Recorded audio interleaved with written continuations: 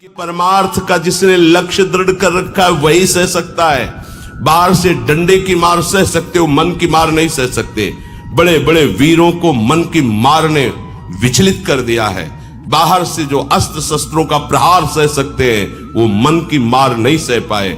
और साधक साधु परमार्थ मार्ग का उपासक मन की मार को सहता है। तो पहला हुआ, जहां जहां मन जिस वस्तु व्यक्ति स्थान परिस्थिति घटना में जाए, भूत भविष्य की बातें लावे, उसे वहां से हटा के बार बार अपने आराध्य देव के नाम रूप लीला धाम में लगावे। दूसरा, जहां जहां मन जाए वहां वहां प्रभु को देखने की चेष्टा करें। जैसे कोई भी व्यक्ति है, कोई भी वस्तु है, पदार्थ है, नदी है, पहाड़ है, कुछ भी घटना है, परिस्थिति है, ये पहले नहीं थी, ये बाद में नहीं रहेगी। पहले ये श्री कृष्ण ही, बाद में ही श्री कृष्ण, मध्य में ये केवल भास रहा है।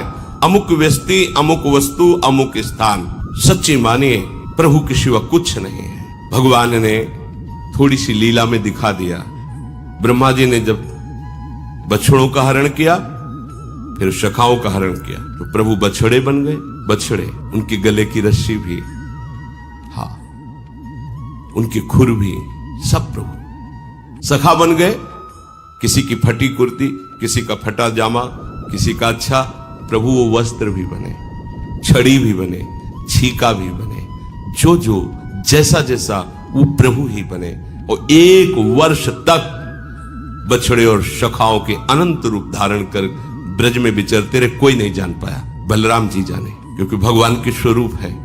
ऐसे ही जैसे हर बछड़ा, हर सखा, उनका हर वस्त्र, हर रस्सी, छीका, छड़ी साक्षात सच्चिदानंद श्री कृष्ण बने, ऐसे ही संपूर्ण सृष्टि साक्षात सच्चिदानंद श्री कृष्ण अब भी बने हुए हैं।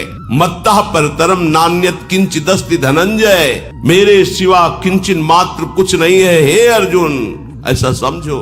तो पहले भी प्रभु भगवान उपदेश करते, सृष्टि के पहले मैं ही मैं, सृष्टि के बाद जो शेष बचा वो मैं ही मैं, तो मध्य में मैं ही मैं हूं, ऐसा अनुभव करो, क्योंकि वही है। तो दूसरी पद्धति मन के लगाने की है, जहां जहां मन जाए, जिस वस्तु में, जिस व्यक्ति में, जिस स्थान में, उसमें अपने आराध्य देव की तत्काल भावना कीजिए। चिद चिद लक्षणम सर्वम राधा कृष्णमयम जगत।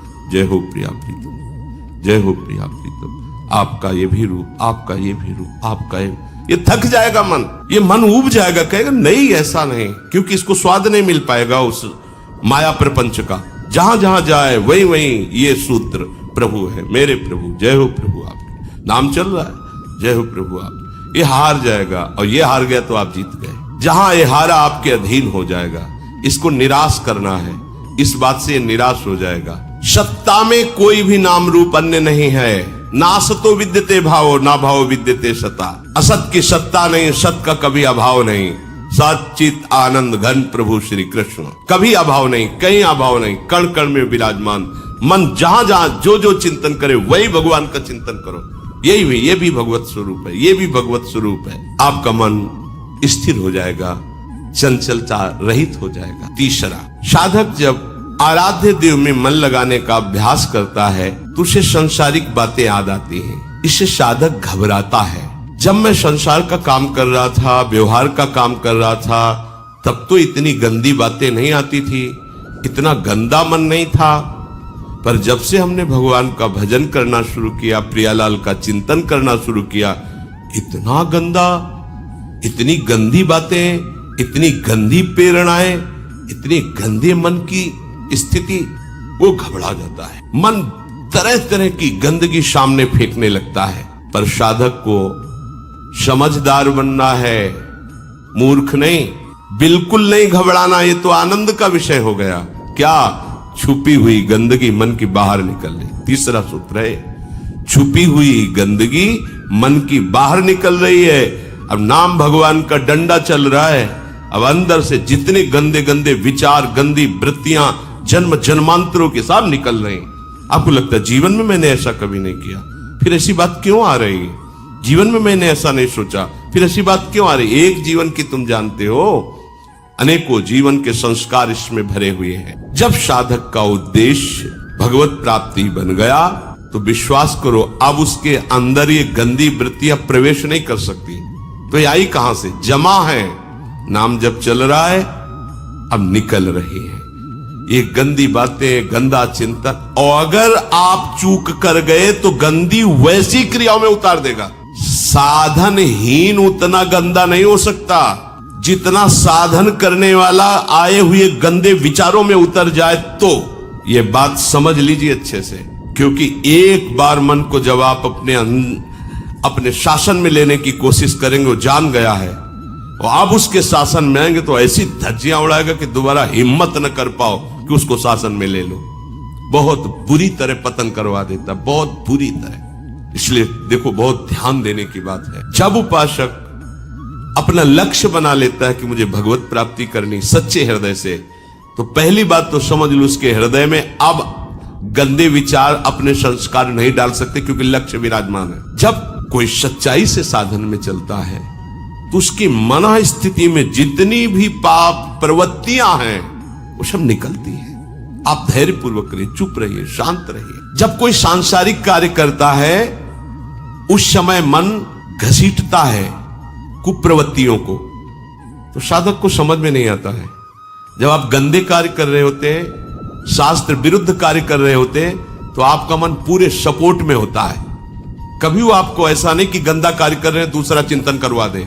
ध्यान देना, जब आप विषय सेवन कर रहे होते, गंदे कार्य कर रहे होते, गंदे दृश्य देख रहे होते, गंदी बातें सोच रहे होते, तब आपको कहीं भी मन विक्षेप नहीं पहुंचाएगा। क्यों? कि उस समय अधीन करके पूरी की पूरी कैसेट लोड कर रहा है अपने अंदर, पूरा का पूरा माल समेट रहा है, कुप्रवृत्तियां अंदर भर रहा है। और जो भजन में बैठे अब वो सब बमन कर रहा है, निकाल रहा है। जो अब निकाल रहा है तब परेशानी महसूस होती है। ये अनंत जन्मों के कुसंस्कार भरे हुए हैं। पुराने संस्कारों को नष्ट करने का मौका नहीं मिला। जब भजन शुरू किया, अब भजन ने बेचैनी पैदा कर दी और मन के अंदर जितनी गंदगी वो सब बमन करवा रहा, निकाल रहा, निकाल, क्योंकि इसमें नामामृत भरेगा। जैसे कोई सरोवर हो तो कछुआ, मेढक सब आनंदित रहते हैं, और जो ही गजराज प्रवेश करता सब निकल निकल के बाहर बैठते हैं, क्योंकि उसके पैर के नीचे पड़ जाएंगे, मर जाएंगे। ऐसे ही नाम गजराज है। ये हृदय रूपी सरोवर में काम, क्रोध, लोभ, मोह, मद मत्सर बड़ा आनंद लेते आए हैं अनेक जन्मों से। अब गुरु कृपा से नाम मत गजराज प्रवेश किया, और जे ही ये प्रवेश निकल के भाग। अब साधक हो, इतनी गंदी बात, अगर कोई जान जाए कि हम इतना गंदा सोचते हैं यार, क्या होगा? कुछ नहीं। अब तो आनंद होने का आपका अवसर है, ये निकल रहे हैं। धैर्य पूर्वक, घबराने की जरूरत नहीं। गंदी बात आ नहीं रही है, जा रही है। तीसरी बात समझो, बहुत धैर्य पूर्वक नाम में तन्मयता धारण करो, और जप करो, और जप बढ़ाओ, और समय बढ़ाओ। बहुत जल्दी मन निर्मल हो जाएगा, और निर्मल मन में ही भगवान का प्रकाश हो जाता है। चौथा, उपासक को प्रभु का चिंतन करने में कठिनता इसलिए जान पड़ती है कि उसने अपने को शरीर माना है और अपने सुख का हेतु संसार माना है। एक एक शब्द पर ध्यान दीजिए। अपने को शरीर माना है और अपने सुख का हेतु संसार माना है। इसलिए जो प्रभु का चिंतन करना चाहता है तो हमारा माना हुआ चिंतन प्रभु का चिंतन नहीं होने देता, क्योंकि हमने माना है मैं अपने को शरीर हूं, तो हमारा भोगों का चिंतन, विषय का चिंतन, शरीर का। कभी परिवार के जन उतने प्रिय नहीं लगे। जिस दिन भजन का लक्ष्य बनाया उसी दिन से रोना आने लगा अपने परिवार की याद करके। क्या हो रहा है? परिवार के बीच में रहकर उनको कभी प्यार नहीं किया, लेकिन ये एकांत रहकर जब प्यार प्रभु से करने चले तो ये क्या हो रहा है? बोले मोह ने अपना जाल फेंका। वो रो रहा है, दिखाई देता है। रो, एक दिन हुए उसको आए, वो मूर्छित हो रहा है। मम्मा, अपने अम्मा के लिए मूर्छित। ये कोई आश्चर्य के मोह ने ये हर विकार अपने अस्त्र शस्त्र तैयार ले खड़े। अच्छा, तो निकलना चाहता, फेंका मोह ने जाल। एक बार अपनी मम्मी को देख ले, बस काल ने ऐसा रौंदा, एक बार के बाद वापस ही ले। ये ऐसा विवर है, ऐसी गुफा है माया की, जिसने प्रवेश कर गए वो वापस नहीं आया। पता नहीं क्या हो गया, अनंत जन्मों से भटकते ही रह गए। और कभी वापस ले आ पाए। प्रभु के मार्ग में चलने वाले उपासक को बड़ा धैर्यवान होना चाहिए, समझना चाहिए कि मैं वही हूं, फिर ये व्यक्ति क्यों आ गई, इतनी ममता क्यों आ रही है, इसका मतलब मुझे फंसाया जा रहा है। पर साधक समझ नहीं पाता। जब ध्रुव जी तन्मय होने लगे भगवत चिंतन में, तो आवाज आई, बेटा मेरी रक्षा करो, बेटा मेरी रक्षा करो। तो हल्की से आंख खुली, देखा यक्ष उनकी माता को जबरदस्ती लिए जा रहे हैं और उनकी माता कह रही, ये दृश्य देखा, बेटा मेरी रक्षा करो। तो उन्होंने विचार किया, महाराज पिताश्री उत्तानपाद के होते हुए हमारी माता का अपहरण यक्ष कैसे कर सकते हैं, और दूसरी बात मैं भगवान की शरण में हूं, तो मेरी माता असुरक्षित कैसे हो सकती है। इसका मतलब ये कोई माया जाल है जो मुझे मेरी निष्ठा से हटाने जा रहा है। नहीं, पुनः आंख मूंद ली और भगवत प्राप्ति की। कई तरह से माया आपको विचलित करने की चेष्टा करेगी, ये साधक नहीं समझ पाता। बहुत विचित्र है, बहुत विचित्र, अति सय प्रबल देव तव माया, बहुत प्रबल माया है। छूटे राम करो जब दाया, लेकिन तुम समझे भी नहीं तक कहां से हम फंस गए, फिसल के वही खड़े हो गए। संसार का चिंतन स्वतः होता है, क्योंकि हम अपने को अभी तक संसार का माने रहे हैं। प्रभु हमारे हैं, अब ये इस जन्म में सत्संग के द्वारा बात समझ में आई है, तो अब आपको चिंतन करना पड़ेगा। आपका चिंतन होगा नहीं, चिंतन करना पड़ेगा। प्रश्न करते हैं भजन होता नहीं, भजन तो सिद्धों का होता है, साधक को भजन करना पड़ता है। आपने अभी तक साधना विषय की तो विषय चिंतन करना नहीं पड़ता, होता है, देख लो। अब साधना करो प्रभु की, तो प्रभु का चिंतन करना नहीं पड़ेगा, आगे चलकर होगा, स्वतः होगा। जैसे विषयी का चिंतन विषयवत स्वयं होता रहता है, ऐसे भागवतिक महापुरुष का चिंतन स्वयं होता रहता है। उठते बैठते चलते फिरते खाते पीते सोते जागते, हर समय भगवत चिंतन स्वतः उसे चिंतन पकड़ लेता है। पर साधक को चाहिए कि प्रभु का चिंतन हठ पूर्वक दृढ़ता पूर्वक करे। वो होता नहीं, वो ऐसे होने लगेगा। होने में पहुंचने के लिए पहले करने की क्रिया में तो आओ, पहले भजन क्रिया को ऐसा करो कि संसार का चिंतन नष्ट हो जाए, फिर चलने लगेगा। भोरी सखी जी यही तो कहती है, नाम श्वास दो बिलक चलत है, इनको भेद न मुख को भावे। श्वास ही नाम, नाम ही श्वासा, नाम श्वास को भेद मिटावे। रोम रोम और रग रग बोले, तब कुछ स्वाद नाम को पावे। ऐसे नहीं, महापुरुषों को देखो, हर समय विठल विठल विठल केशव विठल विठल विठल, कोई राम राम राम, कोई श्याम श्याम श्याम, राधा राधा राधा। ऐसे थोड़ी स्थिति को प्राप्त हो गए कि आठों पैर नाम स्वतः ही चल रहा है।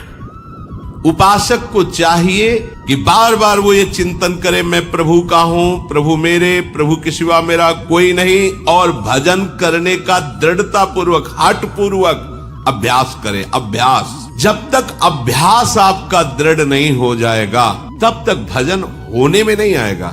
दीर्घकाल निरंतर सत्कार सेवितो दृढ़ भूमि, पातंजलि जी कह रहे हैं। बहुत लंबे समय तक निरंतर सत्कार पूर्वक, सत्कार नाम के समान केवल नाम है, नाम के समान त्रिभुवन की कोई संपत्ति नहीं। तो कोई भी संपत्ति हमारे सामने आ रही हो, हम नाम नहीं छोड़ेंगे। कोई भी विपत्ति आ रही हो, हम नाम नहीं छोड़ेंगे। ये नाम का सत्कार है। हम कितना सत्कार करते हैं, फालतू में बैठे व्यर्थ का चिंतन घंटों करते रहेंगे, हमें पश्चाताप नहीं होगा कि हमने नाम जो गुरुजी ने दिया है उसका विस्मरण कर दिया।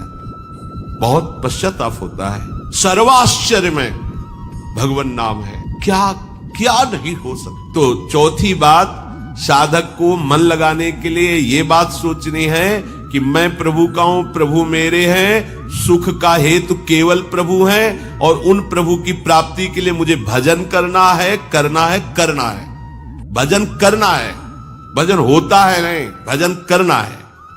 पांचवी बात, भजन करते समय साधक को यह सावधानी रखनी है कि उसके मन में कोई कार्य करने वाली बात न रह जाए। कई बार ऐसा हुआ है, जैसे कहीं ऐसे स्थान में बैठे कि खिड़की खुला है, बार बार मन वो खिड़की खुला है, अब वो खिड़की खुला है, रखो माला, पहले खिड़की बंद करे, बंद कर दो, फिर बैठ जाओ। फिर वो किसी तीसरी बात में अड़ जाएगा, आवश्यक है वो भी कर लो। अब फिर उसको डांट लगाओ, चुप सावधान। पहली बात देखना कोई आवश्यक कार्य तो नहीं रह गया है, ओ ये भजन हो जाए फिर ये करना है, नहीं। अगर उस समय संभव है तो उसे कर लो, नहीं उसे समझाओ ये बाद में कर लेंगे, नहीं अभी भजन कर। भजन के समय मन के लिए कोई कार्य न रखें। भजन के समय मन के लिए कोई कार्य न रखें। अमुक कार्य करना है, अमुक स्थान पर जाना है, अमुक व्यक्ति से मिलना है, अमुक व्यक्ति मिलने के लिए आने वाला है, ये बातें न रखें भजन के समय, नहीं तो फिर गड़बड़ हो जाएगा। ये मन केवल उसी बात का इंतजार करवाएगा, चिंतन करवाएगा। हमें इस समय भजन ही करना है, शांत मन करके भजन में लगाना है, ये निश्चय करें। छठवां, भजन करते समय संकल्प विकल्प की भीड़ लगने लगती है। ऐसा किया जाएगा, ऐसा नहीं, ऐसा करेंगे तो ऐसा हो सकता है, नहीं ऐसा हो। वो संसार का संकल्प विकल्प करने की कोशिश करेगा। बस आपको सावधान रहना है। ये संकल्प विकल्प काटने के लिए बहुत बढ़िया उपाय है जो अपने लोगों ने भी किया था। शरीर स्वस्थ है तो सब लोग कर सकते हैं। सावधानी पूर्वक जैसे स्वस्थ आसन में, सुखासन में बैठे, वो नाक पकड़ने की जरूरत नहीं, श्वास लंबी खींचो, ऐसे खींच के फिर छोड़ दो, फिर लंबी खींचो। बिल्कुल अनुभव किया हुआ, लाखों बार का है ये, लाखों बार किस लिए इसी में लगे ही रहे, लाखों बार का अनुभव है। भजन करने के पहले शांत बैठो, फिर लंबी सांस खींचो, कुछ पकड़ने की जरूरत नहीं, ऐसे, और फिर छोड़ दो पूरी। अगर हिम्मत है तो छोड़ने के बाद रोक दो, मंत्र चलाओ, एकदम प्राण व्याकुल हो, फिर लंबी खींचो, फिर छोड़ दो, बस फिर रोक लो। दूसरी पर लंबी सांस खींचा, रोक लिया, मंत्र चलाओ, जब प्राण निकलने तो फिर छोड़ दिया, फिर लंबी सांस लिया, फिर अंदर रोक लिया। दो प्रक्रियाएं, समझ गए? खींचा, छोड़ा, रोक दिया, जितने सेकंड रोक पाओ, फिर खींचा, छोड़ा, रोक दिया। दूसरी प्रक्रिया, खींचा, रोक दिया, फिर छोड़ दिया। बहुत जल्दी संकल्प विकल्प का नाश हो जाएगा। अब देखना, करके देखना, 2-4 बार तो खींचा, छोड़ दिया, खींचा, छोड़ दिया प्रारंभ में, फिर खींचा, छोड़ दिया, रोक दिया, खींचा, छोड़ दिया, रोक दिया, फिर खींचा, रोक दिया, फिर छोड़ दिया, खींचा, रोक दिया, छोड़। ये 2 मिनट, 4 मिनट, 5 मिनट जितना अभ्यास आप कोई भी करके, इसमें किस प्राणायाम पद्धति के लिए कोई इसमें कोई नुकसान नहीं। जैसे कुंभक रेचक पूरक आदि करने में बहुत योगी की, गुरु की आवश्यकता है। अगर ये प्राणायाम बिगड़ जाए तो वायु रोगी बना दे, कई तरह की परेशानियां पे। इसमें कोई परेशानी नहीं, ये बिल्कुल सहज है। और इसमें हम कह रहे लाखों बार का अनुभव है। मन को तत्काल शांत करने का उपाय, तत्काल आप खुद करके देखना, एकांत में, या मत शुरू कर देना, एकांत में देखना, आपको तत्काल मंत्र में लगने के लिए मन आपका तैयार, बड़ी शांति मिलेगी आपको। इससे स्वास्थ्य भी ठीक रहेगा। सामने देखते हुए किसी एक बिंदु पर नेत्र को टिका देना, ये उपाय है। मन को किसी एक बिंदु पर, कोई एक बिंदु आसपास चयन कर लीजिए, दीवाल है, वृक्ष है, कुछ भी है, नहीं है तो आप निर्धारित कर लीजिए। किसी भी, कुछ तो होता ही है दृश्य सामने। अपने रूप तो जैसे तो आकाश की तरफ करके, बस अब आंख जम गई और उसी में मंत्र लिख रहे, खुली आंख, पलक नहीं झपकने दे, बस बार बार मन।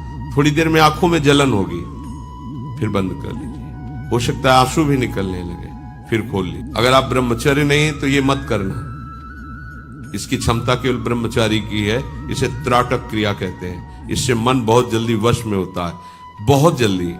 ये बिल्कुल इसका तो देखा है। और ऐसा एकाग्र पुरुष जो संकल्प करेगा वही हो जाएगा, उसकी क्षमता के अनुसार। हाँ, अगर आपको एक कदम नहीं चलने का संकल्प, तो आप एक कदम नहीं उस समय तक चल सकते जिस समय तक उसकी दृष्टि एकाग्र है। ये यौगिक क्रियाएं हैं, इनके द्वारा मन को समाधान।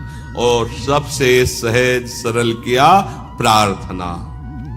भजन करने के पहले आराध्य देव को प्रणाम करके उनसे प्रार्थना करनी चाहिए कि प्रभु आप मेरे को बल दीजिए, आपके बल से इस विषयी मन को मैं आपके नाम रूप लीला धाम में लगाऊं। जहां जहां मन जाए वहां वहां से हटा करके इसे प्रभु में लगाना, जहां जहां मन जाए वहां वहां प्रभु को देखना। अभ्यास करते समय गंदी बातें आ रही तो ये भावना करना कि ये निकल रही हैं, आ नहीं रही हैं, घबराना नहीं चाहिए, धैर्यपूर्वक रहना चाहिए। उपासक को संसार के चिंतन में सहजता होती है, प्रभु के चिंतन में कठिनता होती है। इसीलिए प्रभु का चिंतन करना होता है, करते करते वो सिद्ध भावना में होने की पहुंचता है। इसलिए प्रारंभ में नहीं देखना चाहिए कि मेरा भजन तो नहीं होता है। उपासक को ध्यान करते समय, भजन करते समय अन्य कोई कार्य न रह जाए, ऐसी स्थिति में बैठना चाहिए। मन को समझा बुझा कर या कार्य निवृत्त करके फिर भजन में तन्मयता धारण करनी चाहिए।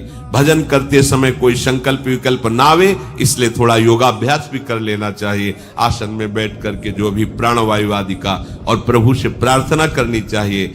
अगर सफलता ना मिलती तो आज तक के महात्मा भगवत प्राप्त ना होते।